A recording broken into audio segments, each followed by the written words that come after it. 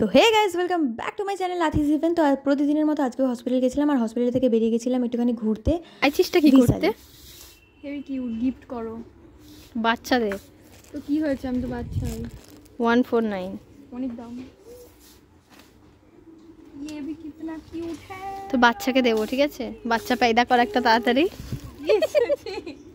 এটা হচ্ছে ভিশালের bag collection আর একজন আমাকে মেরে ফেলার পরিকল্পনা করছিল। আর এই জায়গাটা হচ্ছে ভিশালের মধ্যে আমার সব থেকে ফেভারিট জায়গা। এখানেই নিয়ে এসেছেন বডি ওয়াশ কিনতে, বেশি টাকা হয়ে গেছে। আমার তো এমনি সাবানেই কাজ চলে যায়। আমার সাবানে হয় না গাইস, বাবা বড় লোকস।